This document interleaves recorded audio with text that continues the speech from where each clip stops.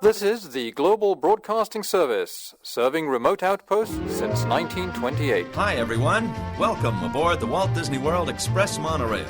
Caramba, we have something really big for you today. Welcome, foolish mortals. Now then, hang on to them hats and glasses, because this here's the wildest ride in the wilderness. This is the DBC Pod with Phil Schoen and Jason Dodge.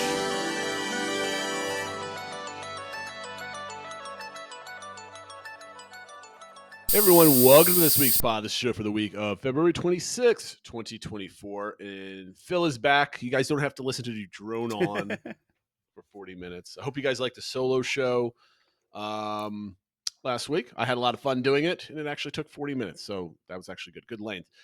Phil, welcome back. How is life back north? Are you warm yet? Not yet. It is cold here. I was telling you before things started that when we landed late Saturday night coming back from Florida, it was like 20 degrees out and windy. And yeah, we definitely missed being on a cruise ship in the Caribbean and that sort of thing. But yeah, obviously we're going to get into it later. But it was a great trip, really awesome ship. Can't wait to do another. Yeah, I'm definitely jealous of you for that. We've got a lot of like little vacations this year, like camping and Great Wolf Lodge, but we don't have like a big money spender type of vacation because we're shifting the times that we go. But yep. More on that, I guess, later. But reminder for social media accounts: Twitter, Insta, Facebook, and your YouTube channel at the DBC Pod. I've been bantering around some content ideas for YouTube, Phil, and I'll talk to you after the show. I have some ideas, just some kind of like fun, like, I don't know, 5-20 minute type video type of things. So I don't know why I'm talking about this on the show because it might not happen, but keep an eye out in the YouTube area. Make sure you like and subscribe. Appreciate that. And of course, Discord, where everything goes down. We had a couple new friends joining the server and really getting engaged in the conversation on a daily basis. So we really appreciate that. Okay, so we were going to like dedicate the show to your cruise. We weren't going to like day by day itinerary, like a trip report, but you had like a broader range of, comparing it to a Disney cruise, what it was like, the kind of things that you did and cost and all this stuff, which we will talk about. But like, was it 5 hours ago, Disney announced a new perk for all resort guests starting in 2025. And they're announcing this because 2025 tickets or bookings have gone live. I think tomorrow. As you're listening to this, I was going to say, as you guys are listening to it, it should be live. It's not quite live as of time of recording. Yeah. So, and basically what they're doing is they're allowing free entry into the water parks on the day of your check-in. At first, I didn't realize it was because none of the headlines had none of the headlines said it. It was until you read the article. It was like, oh, that's a kind of an important detail. So, essentially, they're continuing all the existing perks: early park entry, deluxe evening hour or extra hour, extended evening hours. I always get that mixed up. But you get to go to the park. So, first question, I guess, on everybody's mind, Phil, does this motivate you to book a trip? Is this something like, oh, maybe I will go now instead of before, or does Disney need to do more? What do you think? I still think Disney needs to do more. This is definitely a positive sign, though, because this seems like a new perk for staying on site. That's one thing we've been talking about for a while, is that, yeah, they can have some discounts, and it's nice that instead of being way overpriced, now they're only slightly overpriced to stay on property or whatever. But they used to have so many more perks with, Magical Express and free Magic Bands and the 60 days of booking FastPass and stuff, and like all that's gone. So this is something new that they're bringing back, and it is a perk for people staying on site. Like you said, it is just for your check-in day. But depending on the structure of my trip, it could maybe motivate me to stay on site versus off-site if that was something we were considering or something like that.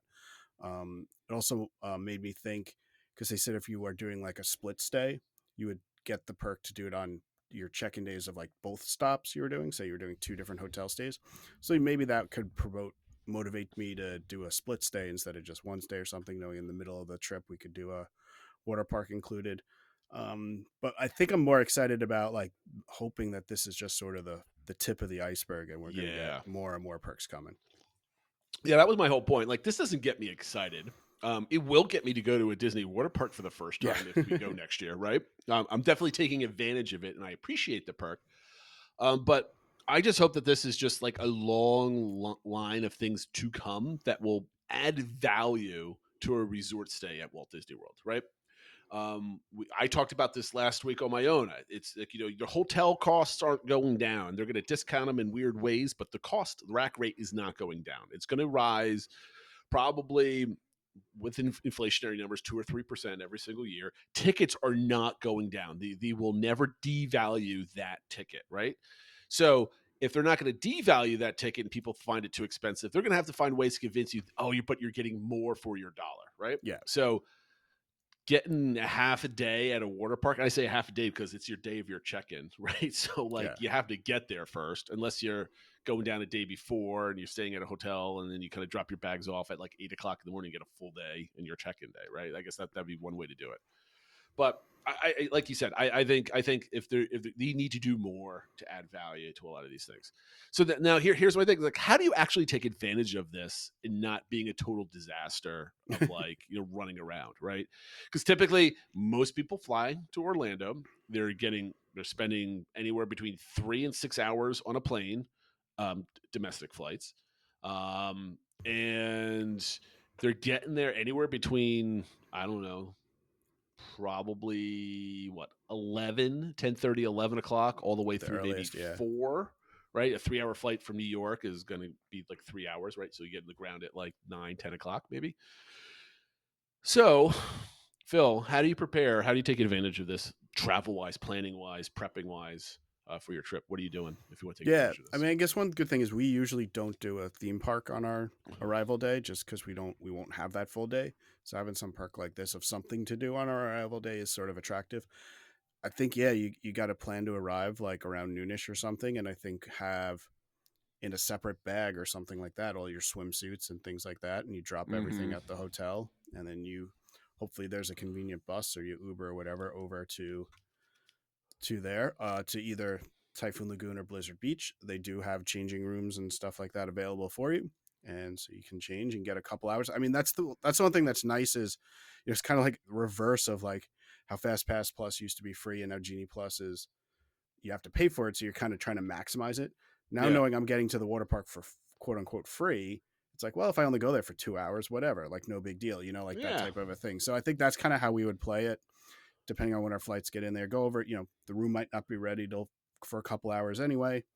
Go over to the water park for a few hours, get something to eat there. A couple of them have some unique food options, and then come back and check in and kind of have our evening. Does this motivate you to make sure you get to property at a decent time? Like, will you pay an extra $50 to $100 more to fly your family down so you get there at like lunchtime versus 4 o'clock in the afternoon?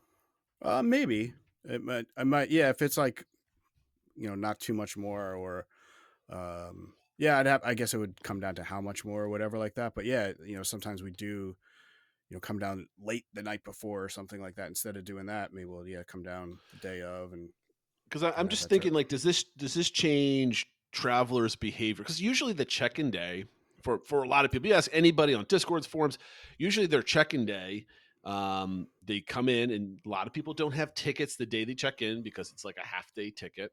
Some people do, but most people don't, I would think. Is that fair to say most people don't? Yeah, I don't know. The first day? I feel like sometimes I'm the exception in that I don't. A lot of people are like, no, we're going down. And if we're there for 7 days, I'm getting 7 days tickets and that sort of thing. And especially if you have that kind of week plus stay, adding on that 7th, 8th, 9th ticket, it's not that much more. So even if you only get a half day out of it, it's not that much more. Obviously, if you have an annual pass.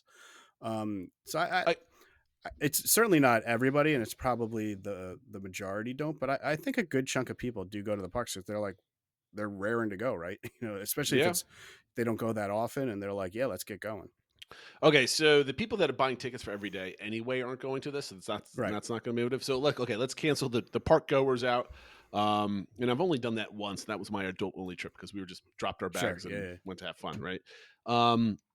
So typically what people do is they explore the resort, they kind of check in, they take a shower from traveling all day, and they get something to eat, and they kind of maybe go to Disney Springs. That's basically the only options most people have. Yeah. Or what they do.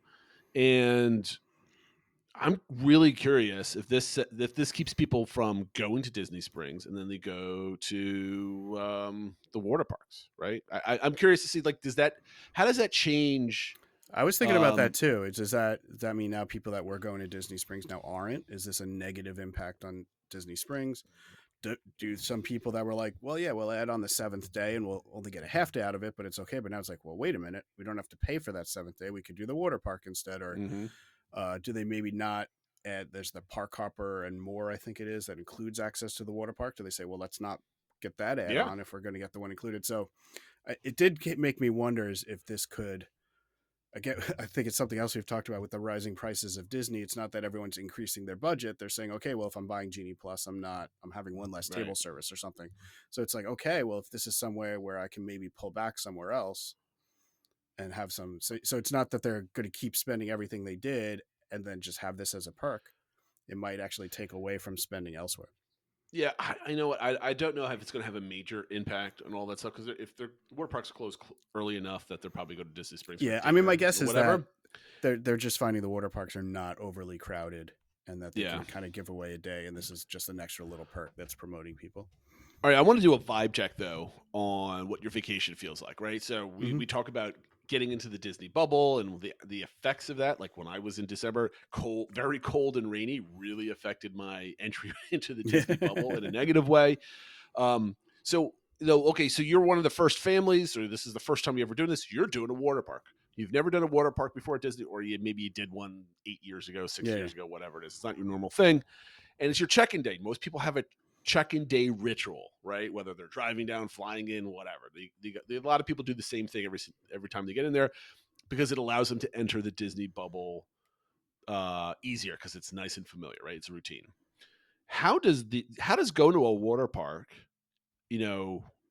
get you into that Disney bubble feel, like on the first day? And I'm kind of thinking to myself as we're having this conversation, like, okay, we get there, maybe our room's ready, maybe it's not. We drop some stuff off, and we have something to do. It's not like meander around the resort. Maybe we go swimming at the pool. Maybe we grab some lunch. And typically you're grabbing some food, and not the perfect time for a meal because of traveling. Maybe you eat something in the plane. Maybe you're getting there at 2 and you don't want to ruin your dinner. Like there's always that like weird adjustment time getting on property, but hopping on a bus and going having fun for it, and not feeling like you just spent like $400 just to get like a couple hours, in the water park. I think that might help the kind of Disney vibe if you take advantage of it. That's my point. I think that helps the whole. I fun think feeling, it guess, it right? definitely could. I mean, it's the water parks, while they're themed and stuff like that, it's definitely not the same as the regular theme parks. Sure. But it's certainly like I associate water parks and slides and swimming, especially coming from the Northeast, as like vacation time, right? So it does kind of like accelerate or hypercharge your vacation feeling. Like you're going from like the cold weather in some cases, and now like 6, 7, 8 hours later, you're at a water park or something like that. I think it kind of can get you into that vacation mode quicker. Whether it gets you into that Disney bubble mode, I'm not sure, because it's not. I guess there's some character things around, but it's not really traditional Disney stuff. But Okay, definitely I'm into gonna- vacation mode a little bit quicker and catch you kind of like going a little bit quicker. I'm going to go on a tangent then. And do you need Disney characters to be in the Disney bubble, or is it like I'm on property, I'm in Florida, and I'm just at a theme park at this point? And I know it's a Disney theme park because you rode the bus I mean, I over, think whatever. Does that impact you in any way? Like versus, I don't know. This is I a guess I'd have to resort or a see. park or whatever. I think just because if it's not something you're used to, you like, do people go and associate Blizzard Beach with Disney if they've never been, right? It's not like the resort. You've been to the resort. You kind of, so I don't know. I guess it's a little ambiguous. I'm not sure. I mean, I guess I know it's a Disney park. You'd probably take the Disney bus to get there and stuff like that. So I'm sure it would help with being in the bubble. I just don't think it's quite the same as if, say, they gave you on your check-in day, you can go to Epcot or something like that. Oh, of course not. No, that would be nice if they gave away a free ticket, but they would never do that. I just the only thing that I think that this can screw things up for people, for the folks that are planning the 2025 trip, is make sure your logistics and your expectations are set properly, right? You're going to be exhausted if you flew down in the morning to get there, right? You're going to be tired. your room might not be ready, so you might be dropping off your bags. So now you got to go find a place where you can drop off your bags reliably, and then you're going to have to maybe have a worry that your bags are floating around somewhere. I mean, I don't think you need to worry, but like that's out there, right? Did I pack the right things? Do we have enough stuff when we get there? How do you have enough sunscreen? You cannot fly with sunscreen in your carry-on because the containers are too big. So you have to prep enough sunscreen so it's ready to go when you're there. So you're not spending $1,000 on sunscreen the first day. Right. So you gotta be able to do that, but try not to get there and try to hustle over there and whatever, because I think that's just gonna blow up any kind of fun. So just kind of, I think if people look at it as a nice perk, we're gonna take our relaxing time to get over there. And like you said before, it doesn't matter what time I go. Maybe I get an hour out of it. Maybe I get 2. But if everybody kind of just chills, I think it's an awesome perk. And like we said at the top of this segment, like I hope there's more coming. All right, that's enough of 10 minutes of going on about this announcement today. That probably should have only taken 5. So Phil went on, as everybody knows, he went on a cruise. He just got back the other day, and I'm just looking at our show notes, and Phil's like really set us up. And so, Phil, take it away. You're going to talk about your trip from a 30,000-foot view with a comparison between your cruise line that you went on to that you're going to talk about in a moment with a Disney cruise line, and then we're going to talk value and all this other stuff. So take it away. Where do we start? Yeah, so first to give you some overview of the trip as a whole. So the ship we went on was Royal Caribbean's new ship called Icon of the Seas. It debuted, it had its first public sailing on January 27th of this past year. So we were on the 4th sailing of the ship. So it obviously still had that new ship smell and everything. Does it have an actual new ship smell? I mean, it definitely smelled new and looked clean and all that sort of stuff. That's good. And it's the largest ship in the world, and it's a new class of ship. So previously, the previous class of ship for Royal Caribbean was called the Oasis class, and they have 5 of them currently. 2 more are on the way. This is a new class. It's called the Icon class. They'll have 3 of these eventually. Each one of these costs $2 billion to make. So it's quite the investment. Not much. By this company. Yeah. So just to give you, when we say, oh, it's the biggest ship in the world, what does that mean? So it's not that much longer than a lot of other ships. So for example, it's 1,196 feet long.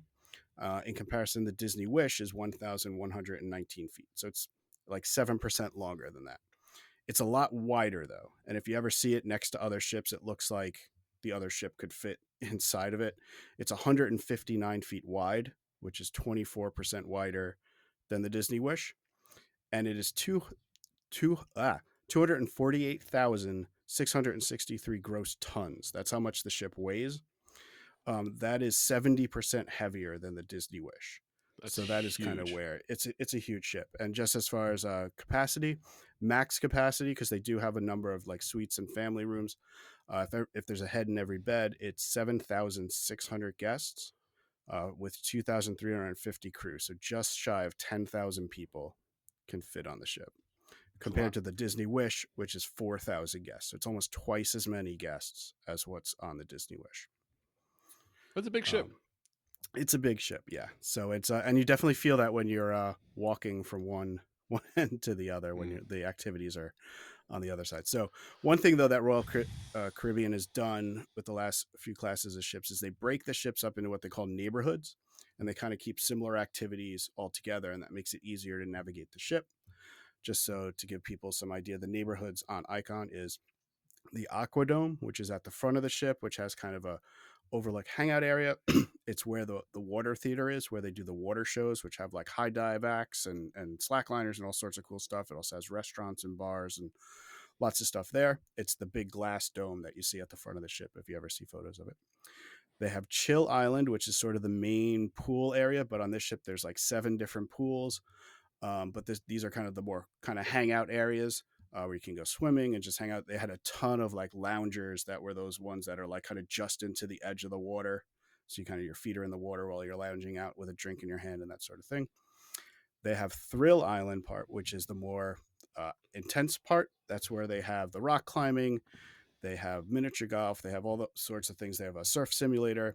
And then it's also where they have Category 6 water park, which they have 6 water slides, and they're Like these are legit water slides that could be at a water. We were just talking about water parks. Mm. These could be on land water parks. These are massive slides. They have the Hideaway, which is at the back of the ship, and that's the adults only area. So you have to be 18 plus to go in there. That has a suspended pool that's up on the 15th deck that's kind of hanging off the back of the ship. Then below that, excuse me, is Surfside, which is aimed at young families.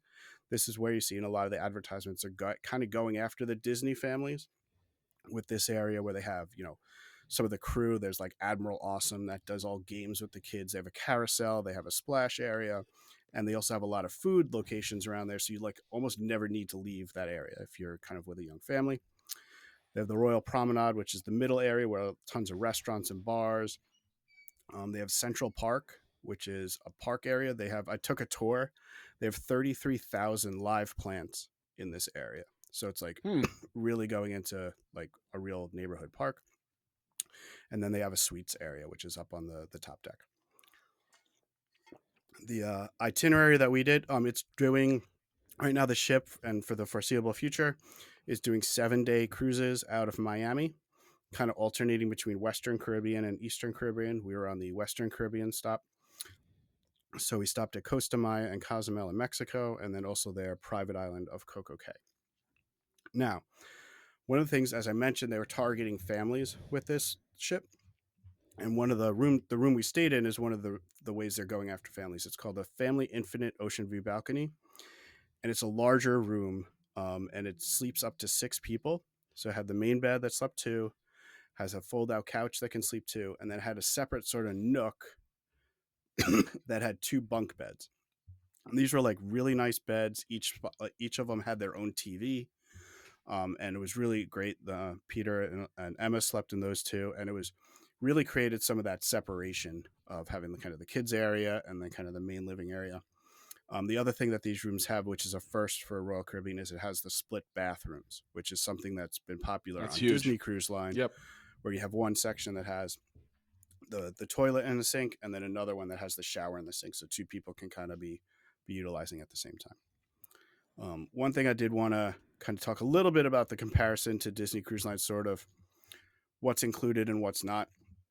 A lot is still included. I know sometimes it feels like marketing or what you hear is like, oh, these other cruise lines have all these upcharges and like the base fare, you're always going to pay way more than that. A lot really is included. They have a ton of free dining options. All the shows are included. They had, the main show is called Wizard of Oz. It's very similar to the plot of the movie. The set design, the actors, they had a 14-piece live orchestra on stage for it. It's like Broadway quality. Wow. They have multiple ice shows, multiple aqua shows, like live music all over the place. Like all of that's included.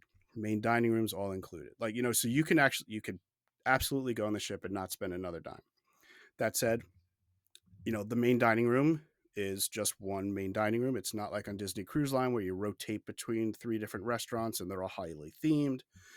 So there are more, upcharge restaurants on Royal Caribbean. So let me stop you there. Go ahead. So the main dining room, is it just basically like a cafeteria type of thing, like with buffets, and that's basically it? It's not anything fancy or special. So they have, they have a buffet that's called the Windjammer that was huge, that had anything you could ever imagine eating, and it was all real high quality and stuff. We did a lot of breakfast there. We ate dinner there one time too. But then they have what they call the main dining room, which is more of a traditional cruising main dining room. It's a 3-story dining room, and that's where you would sit down, get a full menu, and have it list out appetizers, entrees, and desserts. You can order as many of everything as you want, other than on lobster night you can only get 1 lobster, but otherwise you can order like 3 appetizers and 2 entrees and you want stuff, but it's properly served. You have 2 servers that come by and get your drinks and bring you the food and all that sort of stuff. So those are kind of the 2 main dining options. They did also have a food market in that Aquadome area where there was a crepe station, an Asian station, a Mediterranean station, mac and cheese, and all that was included as well. That was all super fresh. They had another buffet down in the kids area. So there's definitely lots of food options all around. But they do also have a lot of specialty dining.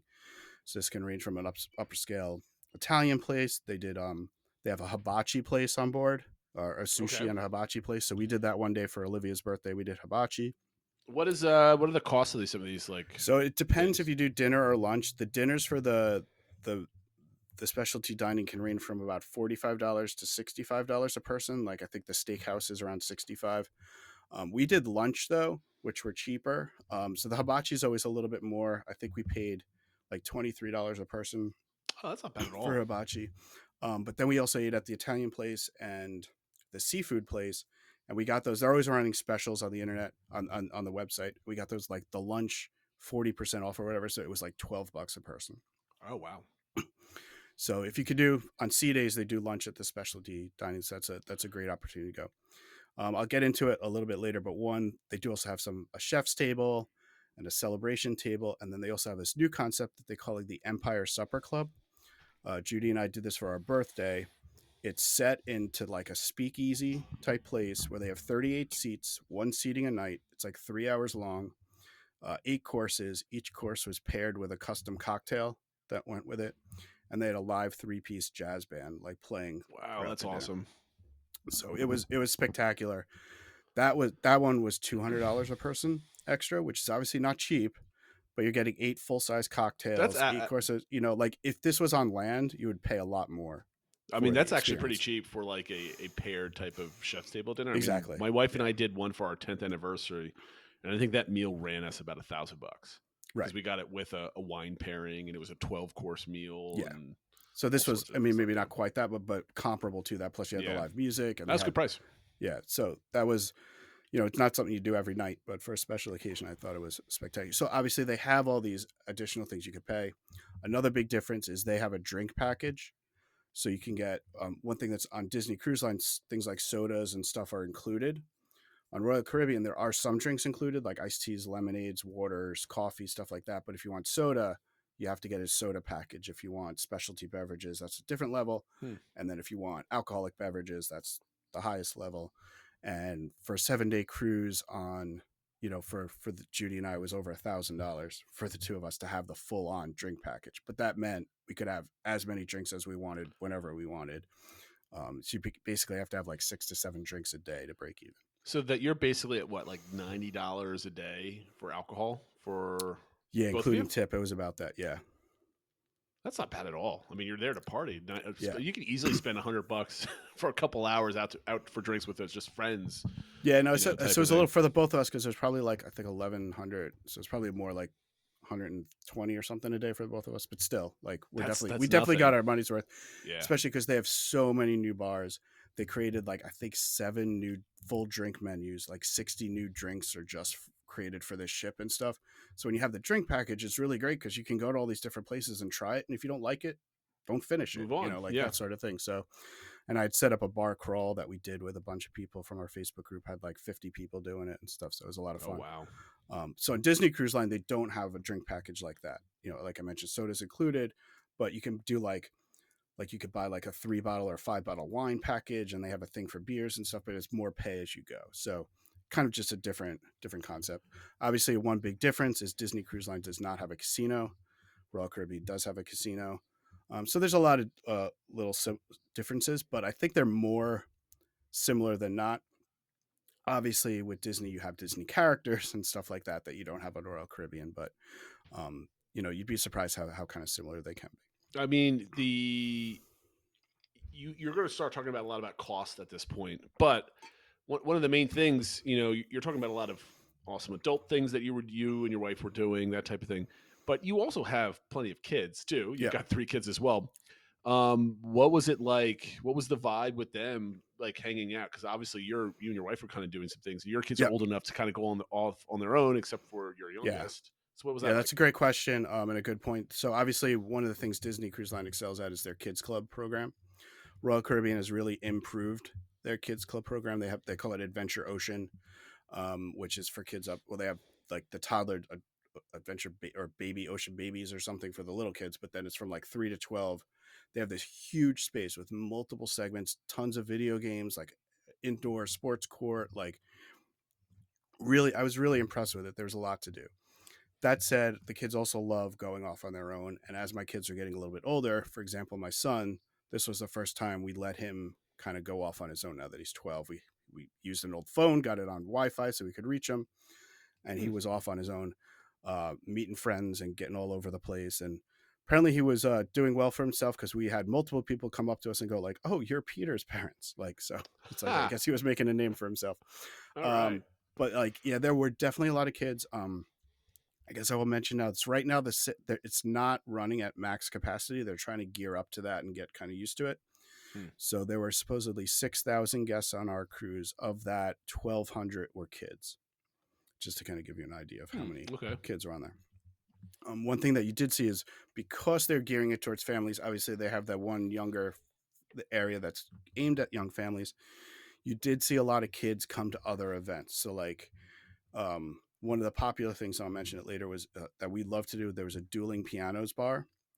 And those can get, they're not raunchy, but they can get a little like PG-13 with some of the antics they did and stuff like that. And then especially at some of the earlier showings, the front row would be all these kids. And you could tell the performers are almost like, not sure how to handle this. With like, we're not used to like all these kids and stuff like that, because they're used to more adult crowds and stuff like that. So it was interesting that as they're gearing, really trying to attract more families, you were seeing kids get involved in more and more of the activities that maybe in the past they wouldn't.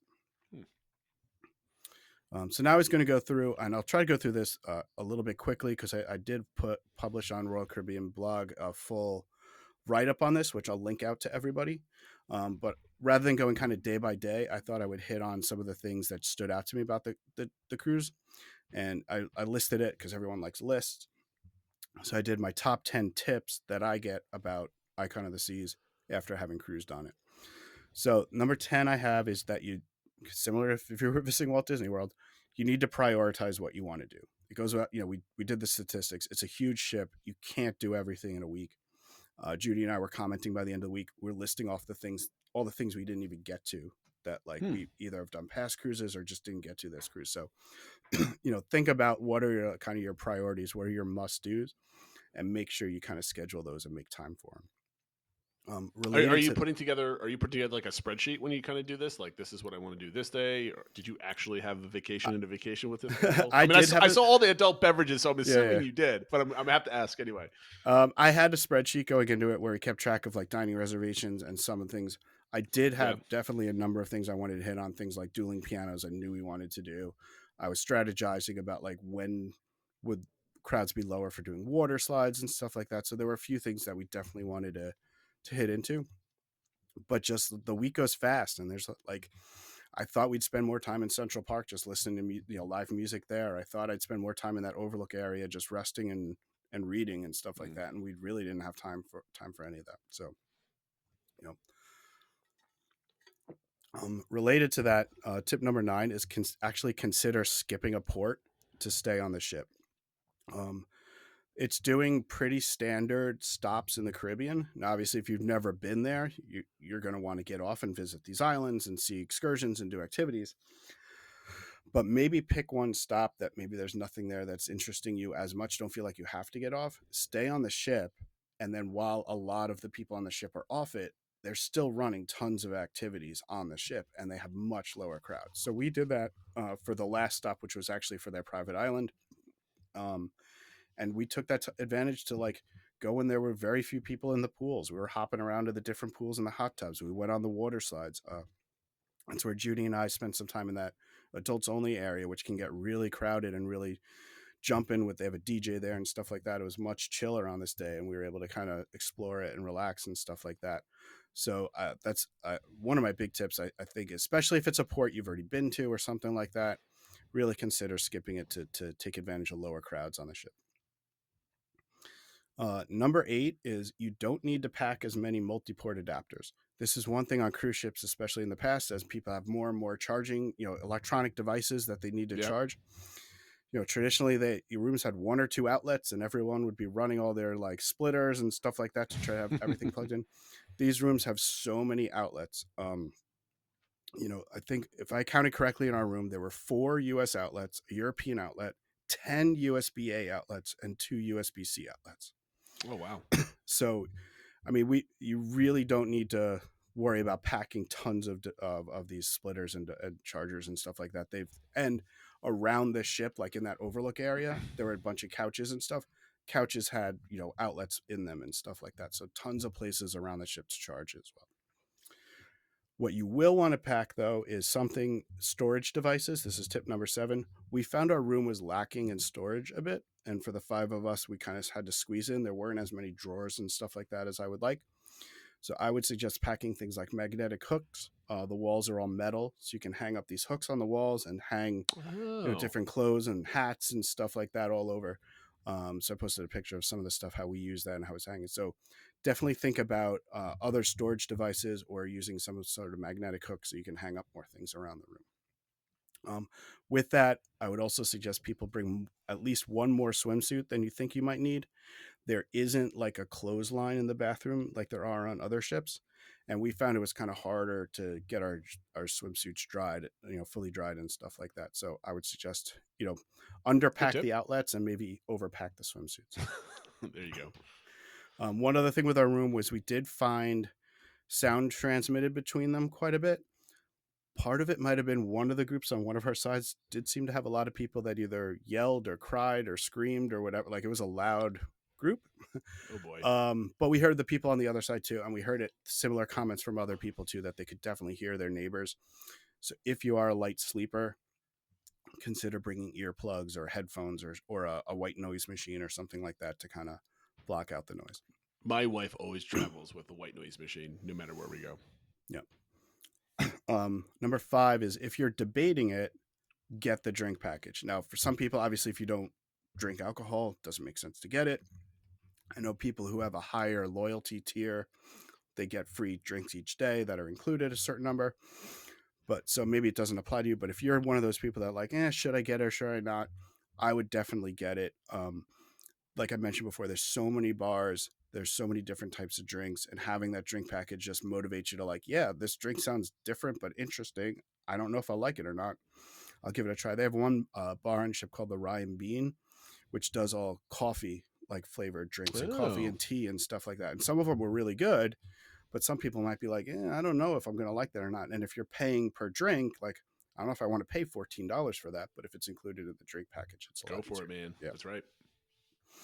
Number 4, similarly, I talked a little bit about this. If you're contemplating doing that Empire Supper Club, book it. It's like I said, it's not cheap, but you're definitely getting a lot for that experience. It's one of the best meal experiences we've had in our lives. So it's one of those things. A lot of people are like, I don't know about it. It seems a lot of money. It's a big upcharge, but I don't debate it. Just book it. Number 3 is, I call this the Pearl Cafe is a game changer. In the promenade, they have what they call the Pearl, which is this giant sphere that's like 3 stories tall, that's actually structural, and it holds up all the floors above it. And what that enabled them to do was open up so they don't have to have as many supporting walls.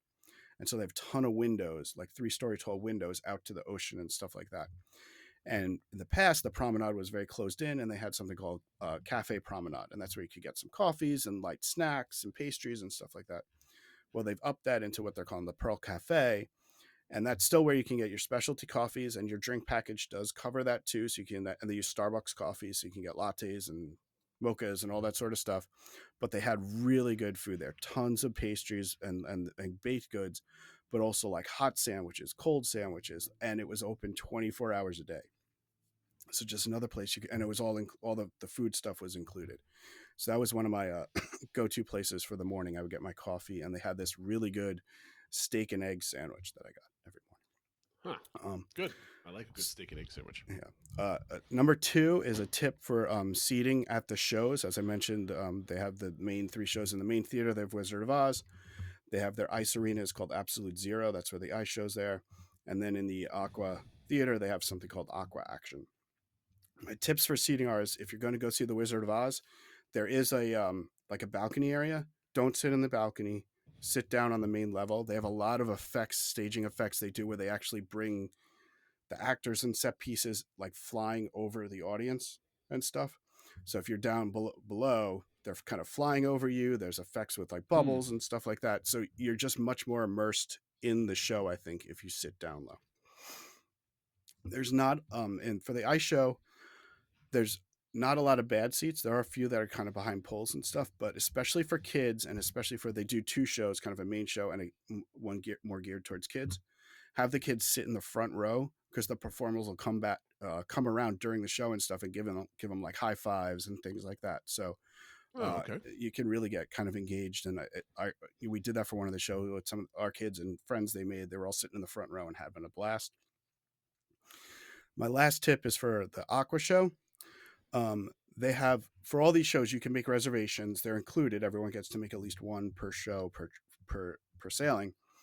But for here, the reserved area is kind of the closer in parts that are these wooden benches, almost like bleachers. And obviously those get you closer to the action. One thing we found, though, was behind the main seating area, because this is also like a hangout area. There's a restaurant, there's a bar, there's a cafe. They have all these kind of more casual seatings. And some of them were like kind of high top tables with seats at them and stuff. Those you didn't need reservations for. So we found we wanted to see the show again. We had already used up our reservation. We just got there a little early. Those tables were open, or those comfy seats were open.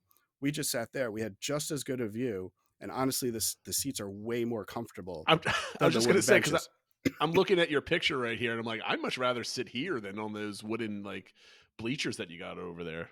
Exactly. So I think, between the two, I mean, it's good to have the reservation because at least you will get a seat.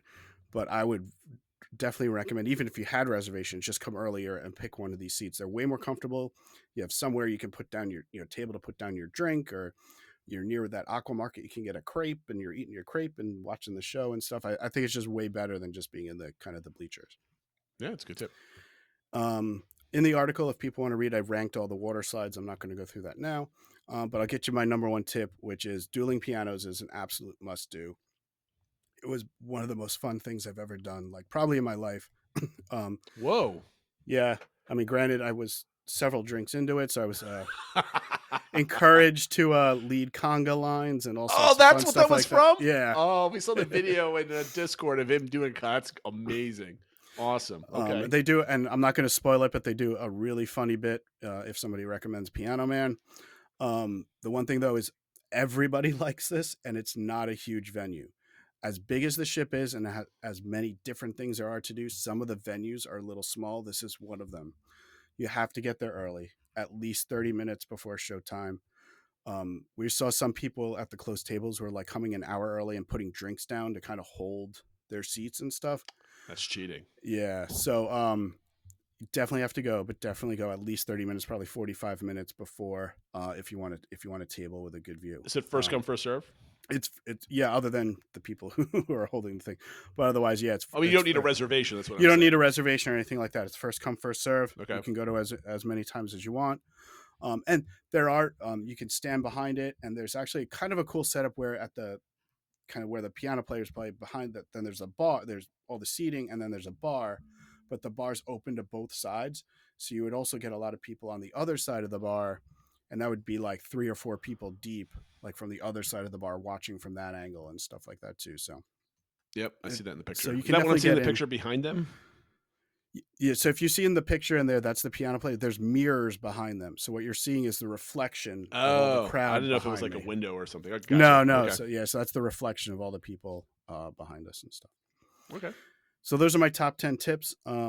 Obviously, I could probably do another 10 or whatever and get into the specifics, but I thought more than going like day by day through my trip, I would highlight those things too. Well, Phil, I mean, like just like work, you get a certain amount of sick days and vacation days per year, and the year has turned over. So your 300,000 hours of trip reporting from last year is now you get those times back. So you're saving for another vacation because you've got your actual Disney there and back again trip coming up in a couple of weeks, which is going to be fun to listen to. So, Yep. All right. So, I think those were great tips. I think the next part is what we really want to get at is how much does this cost? Yeah. Versus So Disney? I did a little research for cost comparison. So fortunately, we booked basically the day bookings opened.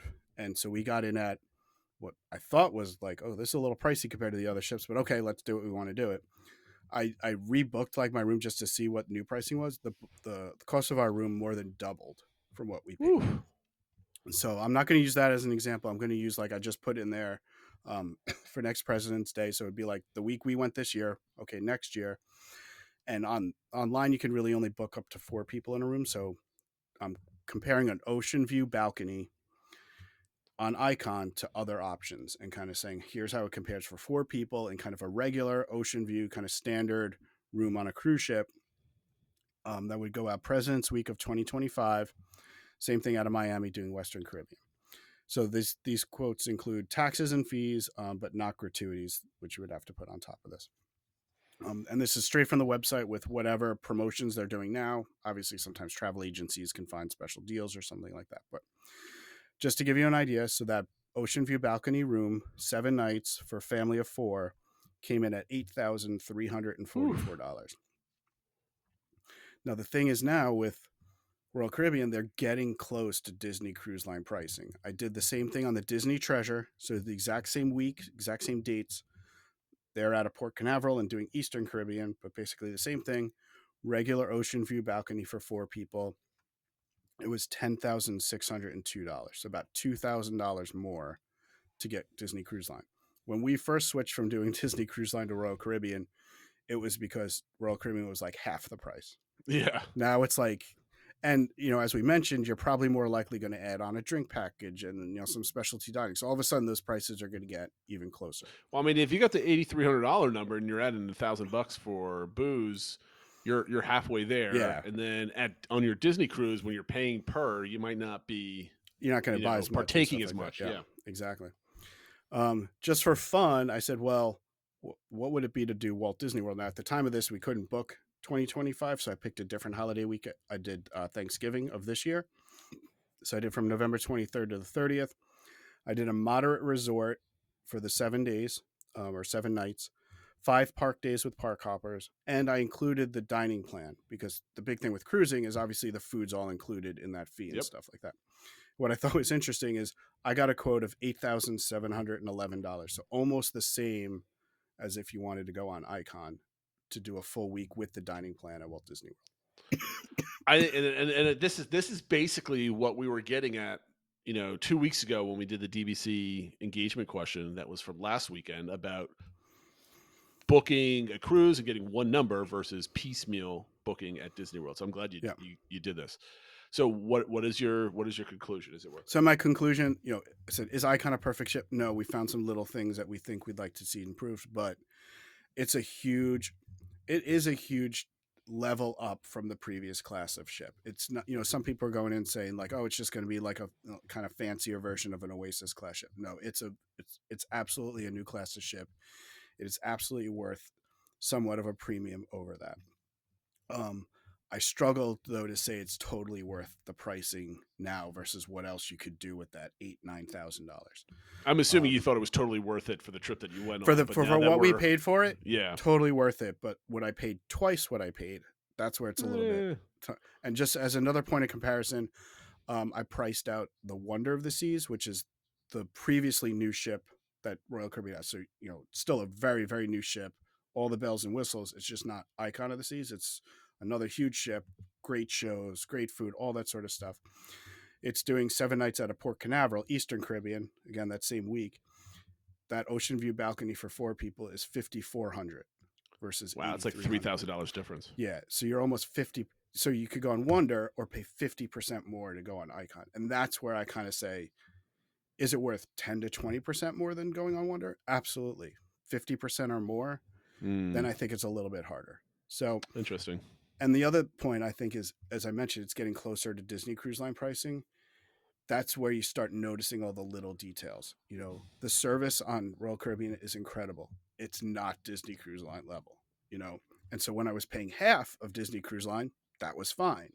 Now that I'm almost paying the same, you start to kind of notice what you kind of get with a Disney Cruise Line. So I'm hoping that, they have 2 more of these Icon class ships coming out. They have some other Oasis class, once there's more availability and kind of the hype dies down a little bit more, maybe pricing will be muted a little bit more, because I absolutely would love to go on Icon again. I just struggle to pay the current pricing. I mean, I don't expect them to be cheaper only because you hear hints of rumors or whatever, but the cruises, their pricing is going to go up because people basically flock to cruising versus anything else over the past couple of years, and the cruises are going up in cost pretty dramatically. So let me ask you a couple of questions just based on cost and value of time and whatever. Would you rather book that 7-day Disney World trip, or would you rather book that similarly priced Icon trip for it. Yeah, that's Which a was really good basically the same question. thing. Yeah, it's obviously you don't get the same experiences and stuff like that. I think they're pretty comparable.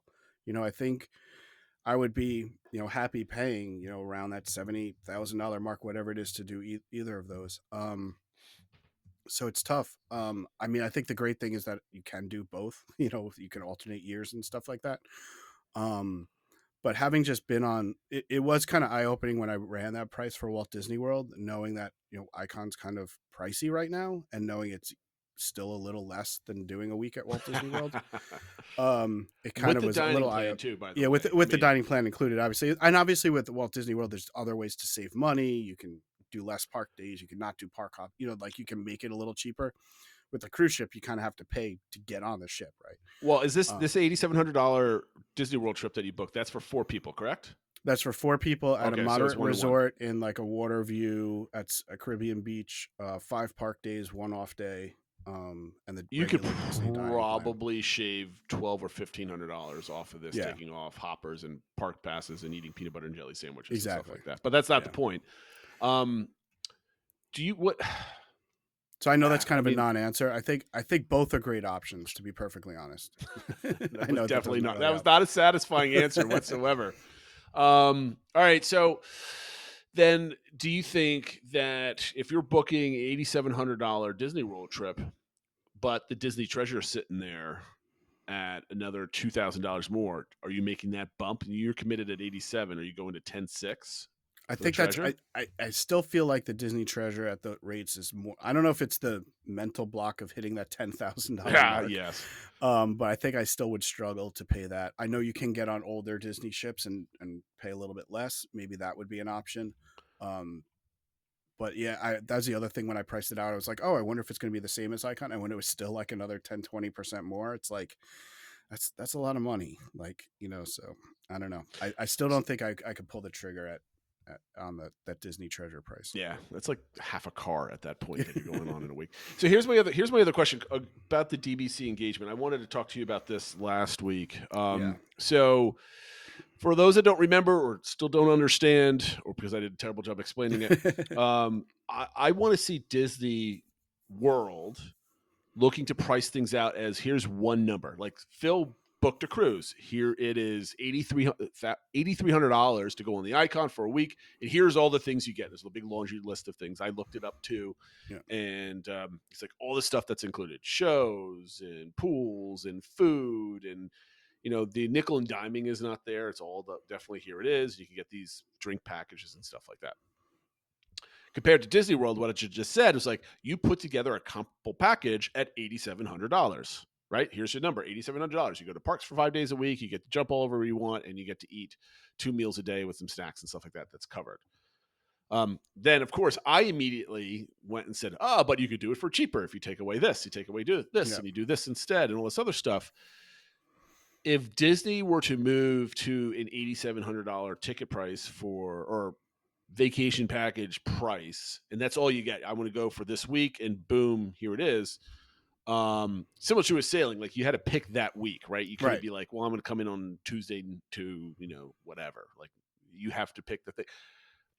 Is that $8,700 more enticing when you know all that's included in its one price? Is that are you more likely to pull that thing rather than kind of peel back the onion, so to speak, and kind of see where all the money is? In some ways, I think it is. I mean, it's a little tough for me because we're usually not Disney dining plan people. So, that's a big chunk of that. But I think if they were like, look, you can package your thing together, or here's like kind of a set itinerary for a week stay, like here's the resort, blah, blah, blah. And, if you did it yourself, it would be $8,700. We'll do it for $8,200 or $8,000 or something discount, like that. yeah. Like there's a package discount. I think that would be enticing to me. I think that's what people are missing, right? It used to be, you book everything ahead of time. We even talked about, it'd be easier if Genie Plus, you paid for that ahead of time. You got Magical Express included, like where everything, it felt like you paid at the beginning, you got your number, and that covered everything. And now you don't have that feeling right now. So I think, especially if it was kind of like, okay, I'm seeing that there's a 10% discount or whatever it is, off the whole package, not just the room or whatever, by doing it, as a bundle.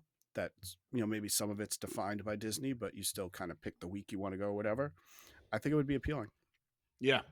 No, I do too. And I think, again, we got to get discounts in different sections of where we're going.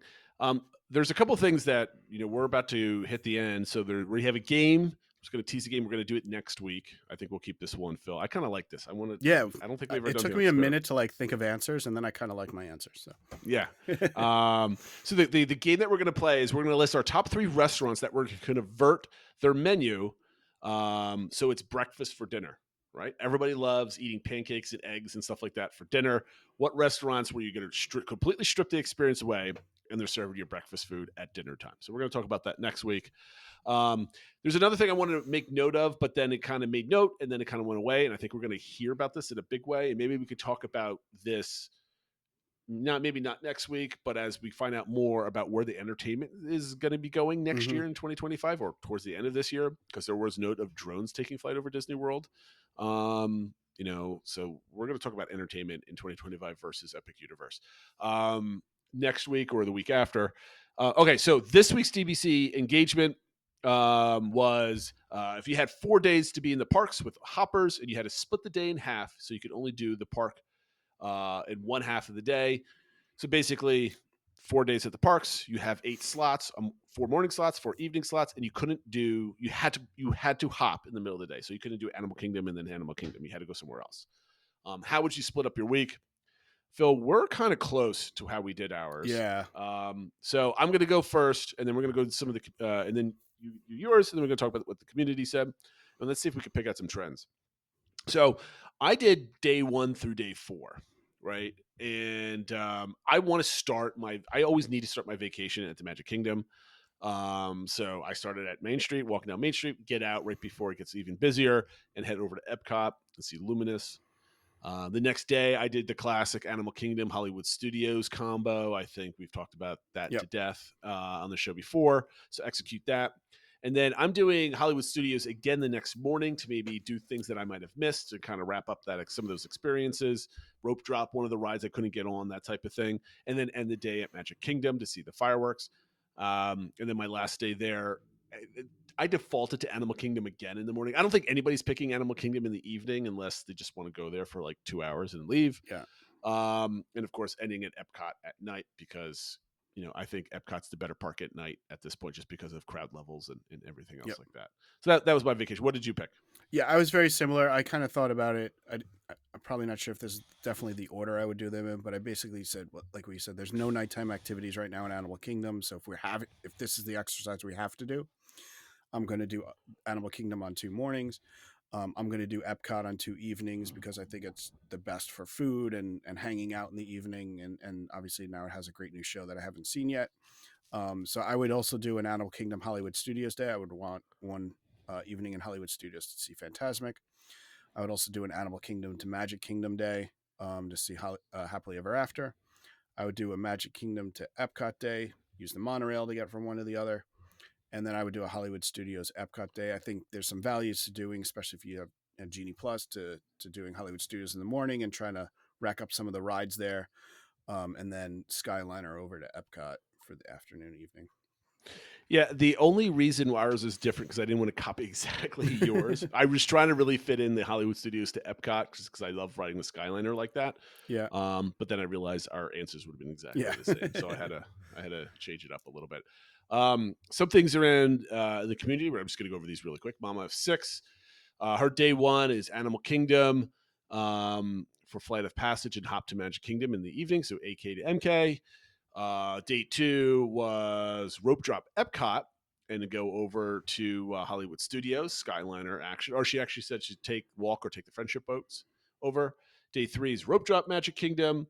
And this is the only person I think that was actually going to Animal Kingdom in the evening because they really wanted to get the ambiance at Pandora at night. Which is I struggled a little cool. bit. I do like Animal Kingdom at night, and I definitely could see doing a full day at Animal Kingdom. It's just for this particular exercise, it was harder because hopping to Animal Kingdom is just not efficient.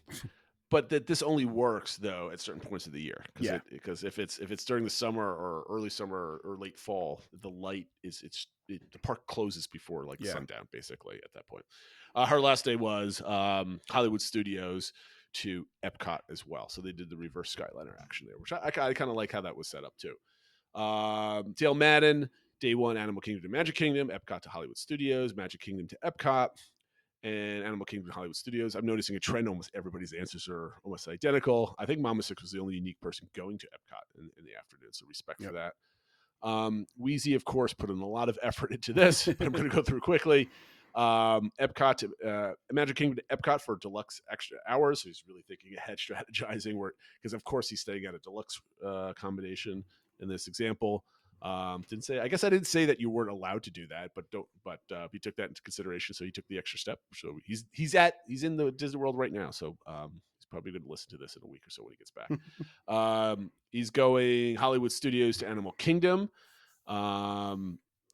He ignored my instructions and said, "Don't worry about rest or anything else," because we went to Animal Kingdom in the afternoon. But because it's an early close, it needed some rest. So I'm assuming that all your batteries are fully charged for each one of these days. Animal Kingdom to Magic Kingdom.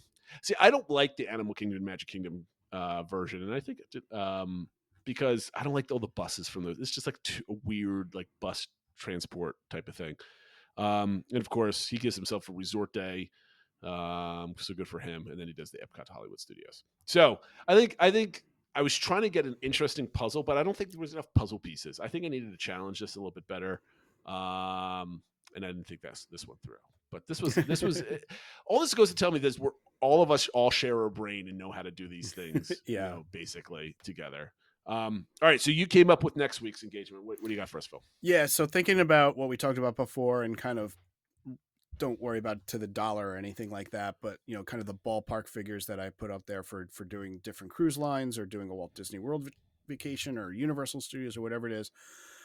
Think about if you had roughly $10,000 to spend on a family vacation to do a week, using kind of the parameters I gave you.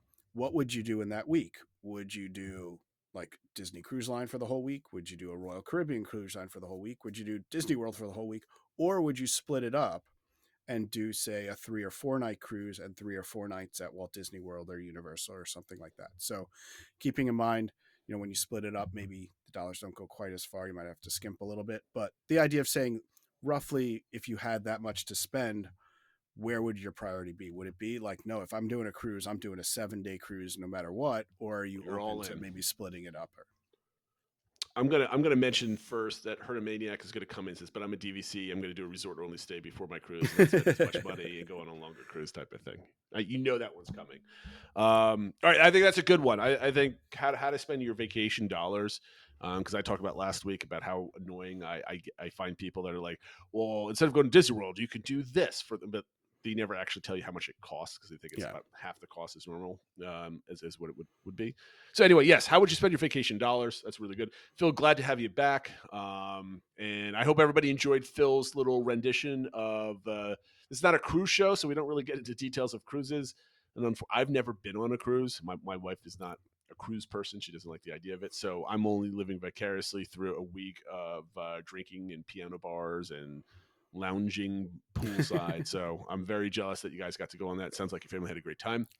If you guys have any questions, some videos of what happens to Phil when he's like 6-7 drinks into things. It's wonderful. So that's what I'm envisioning. One day we're just going to go to Epcot together and just kind of. I don't want to drink around the world, but I want to attempt to drink around the world responsibly, of course. All right. So if you have any questions for Phil, hop on Discord, ask him all those different questions.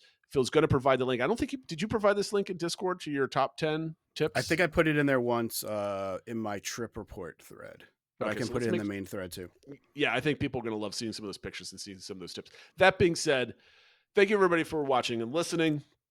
Make sure you get on Discord and do the DBC engagement question for this week. It'll go live tomorrow, and we'll catch you next time. Good night, everyone.